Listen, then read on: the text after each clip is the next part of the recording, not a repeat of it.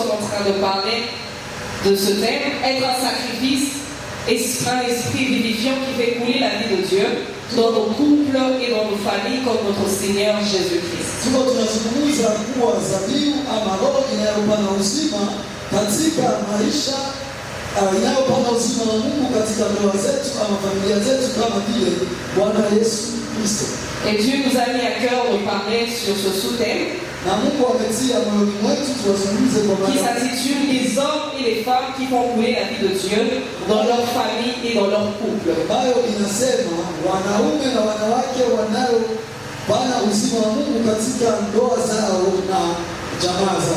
Son objectif de ce soir est de nous pousser, chacun de nous volontairement, à offrir sa vie, son corps comme un sacrifice à Dieu.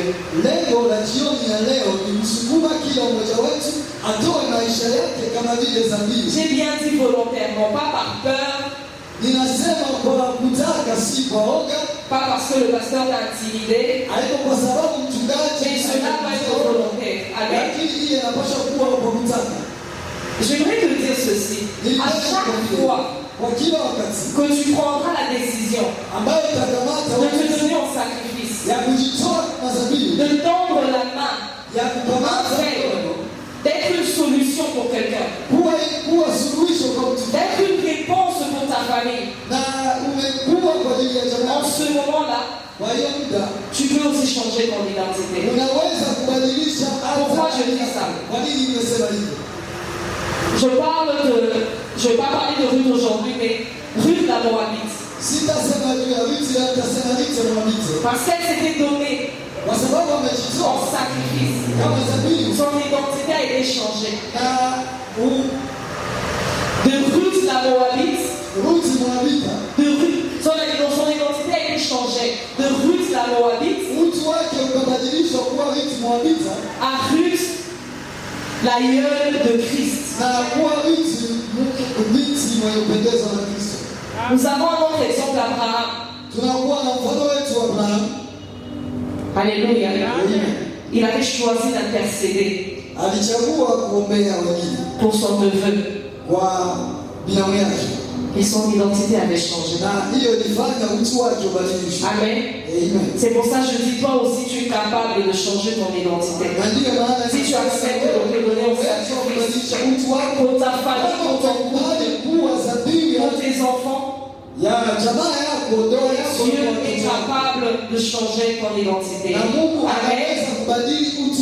Sans plus tarder, pour ceux qui écrivent, nous allons écrire nos Bibles, nous allons écrire Genèse. Nous allons écrire Genèse 18, 22 à 26. Genèse 18, 22 à 26. Isaïe 62, 1, notre verset de base. C'est 14 jours. Nous allons écrire Psaume 11, 3. J'aimerais que quelqu'un aide quand même à lire Genèse 18, 22 à 26.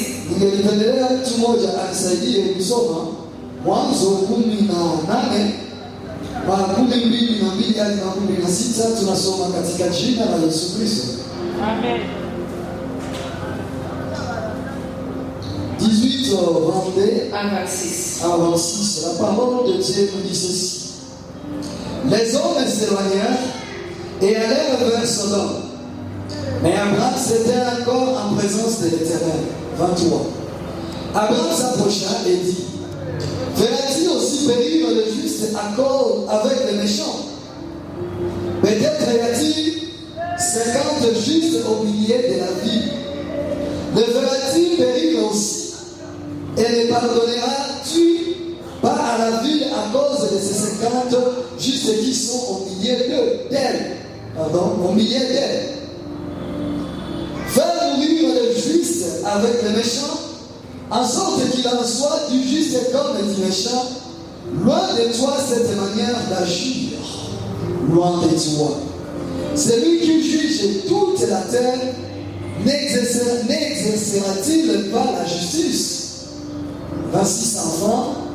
Et l'Éternel dit, Si je trouve dans Sodome 50 justes au milieu de la ville, je pardonnerai à toute la ville à cause de paroles du Seigneur. Amen. Est-ce qu'on peut acclamer pour la parole du Seigneur? Je sais que Ésaïe 62, c'est maintenant notre verset favori. Tout le monde a déjà retenu ça. La parole de Dieu dit: pour l'amour de Sion, je ne me tairai point. Pour l'amour de Jérusalem, je ne prendrai point de repos, jusqu'à ce que son salut paraisse comme l'aurore et sa délivrance comme un flambeau qui s'allume. Amen. Amen. Et nous sommes dans Psaume 11, 3. Est-ce que Fabrice, tu peux m'aider à lire Psaume 11, 3? Nous lisons dans le nom précieux de Jésus. Amen. Quand les fondements sont renversés, le juste, que fera-t-il? Parole du Seigneur. Amen. J'aime bien ce que le français courant dit. Quand les fondements sont en miettes, que peut alors faire la personne qui est juste? Amen. Alors dans Genèse 18, 22, 26, ici, on parle de la rencontre de Dieu et d'Abraham. Il y a Abraham. Katika Mwanzo 18 kuanzia 12 hadi 16 wanasema hizi Mungu amekutana na Abrahamu. Il y a Abraham qui plaide en faveur de Lot. Kuna huyo Abrahamu akimwombea Lot. Pourquoi il plaide en faveur de Lot? Kwa nini amemwombea Lot? Dieu avait décidé kwa sababu Mungu ameamua de détruire la ville de Sodome et Gomorrhe. Kuharibu mji wa Sodoma na Gomora. Parce que les fondements qui régissaient ce pays étaient détruits. Kwa sababu misingi yote ya hiyo nchi ilikuwa ikiharibishwa. Alors Dieu se dit en lui-même: est-ce que je ferai une telle chose sans consulter mon ami Abraham? Na Mungu akajizungumzia peke yake ndani. Et Abraham qui se rappelle qu'il y a Lot, son neveu, dans cette ville. Na Abraham akakumbuka binamu yake Lot akiwa katika mji hiyo. Et Abraham qui commence à plaider en faveur de son neveu. Na huyo Abraham akaanza kumtetea ndugu yake Lot. Je sais que nous connaissons cette histoire. Ninajua kwamba tumejua historia hiyo. Alors Abraham, dans sa pensée, il se disait: Seigneur, est-ce que s'il y a 50 justes dans ce pays, dans cette ville, Abraham katika fikra zake alikuwa un Dieu aussi bon que toi, ukikuwa wenye haki tu détruirais vraiment cette ville? Je unaweza kuharibu Et laisser ces 50 justes périr? Na waache hao wenye haki 15 nao waharibike. Et Dieu, dans sa bonté, dans sa miséricorde, dit quand même: non, na Mungu katika wema wake na rehema yake je ne le ferai pas. Sitafanya. Pourquoi Abraham parle de 50? Il se dit: Lot. Kwa nini Abraham amesema kwa 15 amesema Lutu? Il se dit: Lot a sa femme, a ses 2 enfants. Anasema Lutu anakuwa na mke wake na watoto wawili. Mais aussi il y a son entourage. Lakini kuna wale watu ambao wamemzunguka. Il y a ses voisins sûrement qui sont aussi justes. Kuna kuwa majirani wake nao wanaweza kuwa wenye haki. Alors que ce n'était pas le cas. Na haikuwa hivyo. Lot était le seul juste de sa famille. Lutu alikuwa ni yeye pekee mwenye haki katika jamaa. Malheureusement, Lot n'a pas su faire couler la vie de Dieu dans sa famille. Ole kwa Lutu kwa sababu hakutiririsha maisha ya Mungu katika jamaa. Et nous savons tout ce qui est arrivé à la famille de Lot. Na sisi tunajua yale yaliyofikia jamaa ya Lutu. Et c'était pour son malheur. Na ilikuwa kwa ole yake. Aujourd'hui, je vais attirer ton attention Lakini leo ninapenda uwe et makini te dire ceci. na kukwambia hivi.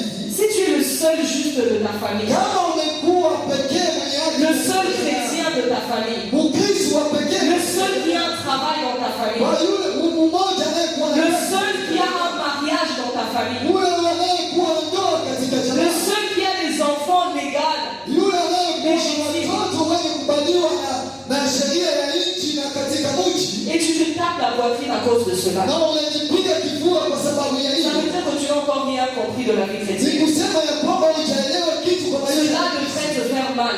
Ile inapaswa kufanya ukiumia. Cela devrait être un fardeau. Ile inapaswa kuwa mzigo kwako. Tu devrais pleurer tous les jours. Ulipaswa kulia siku zote. Voilà pourquoi Isaïe dit: Ndio maana Isaya pour amesema, l'amour de Sion, pour l'amour des miens, je ne me tairai point, je ne me donnerai point du repos. kwa sababu ya upendo wa Sioni, upendo walio wangu, sitajipa pumziko. Pourquoi Isaïe dit cela? Kwa nini Isaya amesema hivyo? Il ne veut pas se donner du repos à cause de ses concitoyens qu'il aime tant.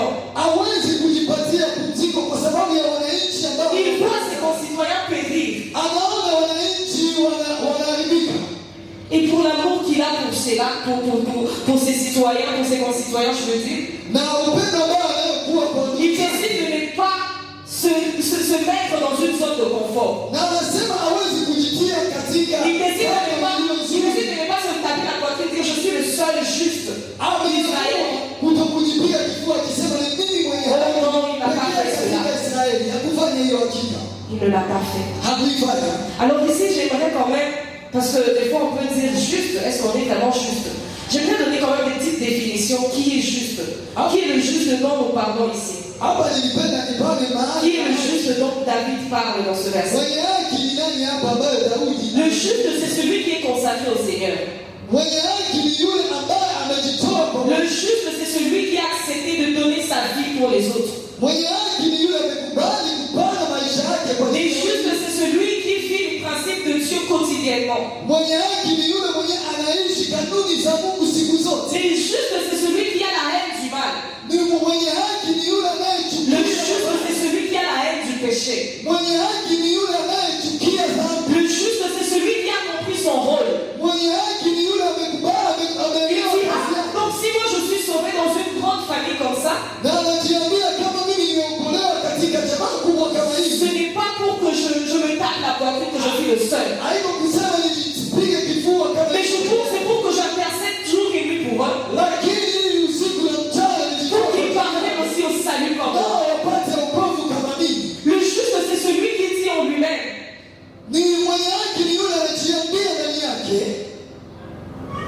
Pourquoi dans ma famille il y a toujours la mort précoce? Je suis la seule à dépasser ou le seul à dépasser 25 ans, 35 ans, 40 ans. Alors moi j'ai ce rôle-ci de renverser les fondements de ma famille. Et qu'est-ce que veut dire le fondement? Le fondement, c'est l'ensemble des lois qui soutiennent une église. Ils sont l'ensemble des lois qui soutiennent une nation. L'ensemble des lois qui soutiennent une maison, un couple. Et qui ont fait la force. C'est ça le fondement. Voilà pourquoi Esaïe, qui est tellement zélé pour ses concitoyens, décide de prier sans relâche pour reconstruire les fondements qui ont été détruits, qui ont été sabotés, qui ont été salis. Oui. Nous devons aussi être animés de mêmes sentiments. Moi personnellement, je suis dans une famille où les filles ne dépassent pas 25 ans. Comme vous le savez tous, j'ai perdu mes deux petites sœurs récemment, en moins d'une année.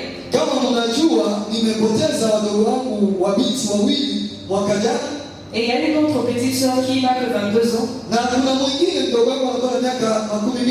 qui est venue me voir pour me dire, Dada Christelle, comment tu as fait pour dépasser 25 ans? En ce moment-là, j'ai pleuré. Je n'avais pas encore réalisé ça. Au point où aujourd'hui, ça commence à stresser mon père. Les pauvres frères commencent à lui bouffer de l'argent là-dedans tout le temps. On a rêvé que ta fille est morte.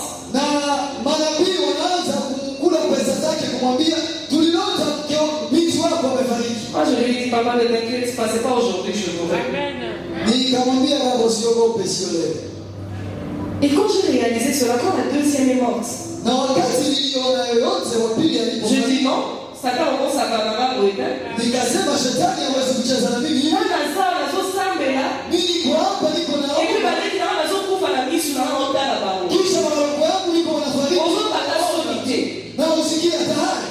oh, Nathalie et Nico, je dis ça ne va plus se refaire. Et j'ai rassuré toutes mes petites soeurs. C'est moi la grande de la famille. Je les ai toutes appelées. Je dis, vous ne mourrez pas, vous vivrez. J'ai renversé ces fondements.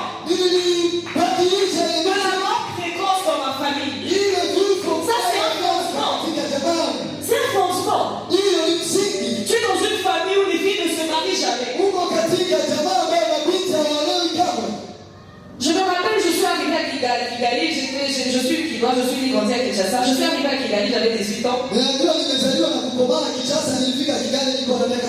Alors je voyais toutes mes tantes 28, 29, 30, 35. Personne n'était mariée. Elles avaient beaucoup d'argent, des jolies femmes. Et je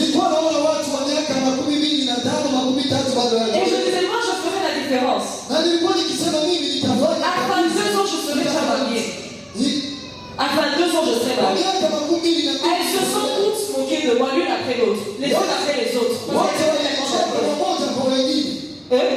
21 ans, 22 ans, 23 ans, 25 ans, 26 ans. Je n'ai pas de fiancé. Un musulman, mon petit frère musulman qui m'a dit, Christelle, c'est un canal de chez nous. Tu ne vas pas te marier, c'est fini.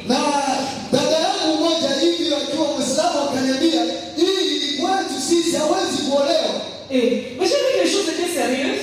Mais pourtant je priais, j'allais à l'église, je chantais, tout le monde savait que je chantais. Je n'avais pas en droit de nuit. J'étais sérieuse. Il me manquait la consécration. Ah non, je n'étais pas une consacrée. Parce que si j'étais une consacrée, j'allais dire cette chose-là, elle allait arriver.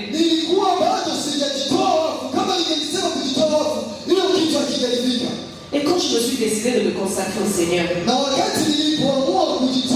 totalement,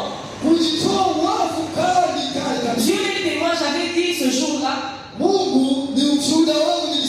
ne serai pas la seule à être mariée parce que chez nous et chez mon père et chez ma mère, personne ne se marie.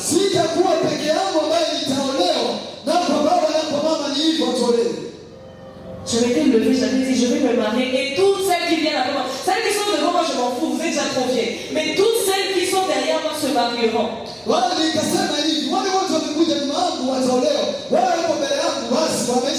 me suis mariée à 29 ans, presque à 30 ans. Comme les grandes femmes, on a la danse des coloniaux.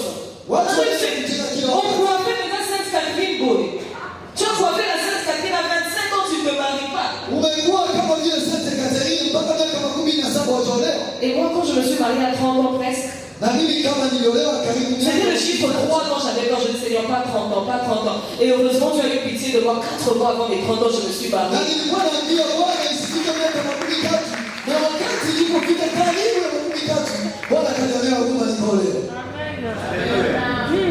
Quand Dieu dit mon juste vivra par la foi,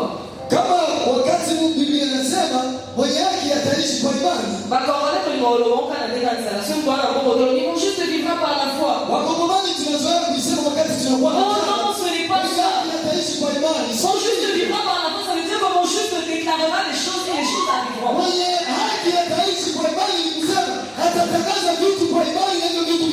Mon juste vivra par la foi, ça veut dire moi,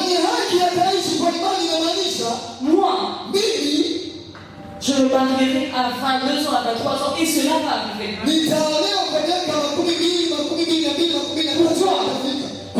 Parce que le Seigneur est toujours derrière la parole de ses serviteurs pour l'accomplir. Amen. Alors, je